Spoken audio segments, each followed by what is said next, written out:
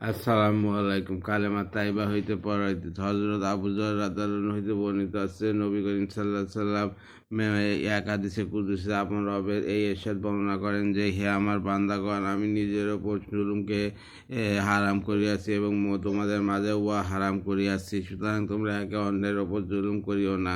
হে আমার বান্দাগণ, তোমরা সকলেই পথভ্রষ্ট, ওই ব্যক্তি ব্যতীত যাকে আমি হেদায়েত দান করি। সুতরাং আমার নিকট হেদায়েত চাও, আমি তোমাদেরকে হেদায়েত দান করিব। হে আমার বান্দাগণ, তোমরা সকলেই ক্ষুধার্ত, ওই ব্যক্তি ব্যতীত যারা আমি আহার করাই। সুতরাং তোমরা আমার নিকট সাদা আহার চাও, আমি তোমাদেরকে আহার করাইব। হে আমার বান্দাগণ, তোমরা সকলে বস্ত্রহীন, ওই ব্যক্তি ব্যতীত যাহাকে আমি পরিধান করাই। সুতরাং তোমরা আমার নিকট বস্ত্র চাও, আমি তোমাদেরকে পরিধান করাইব।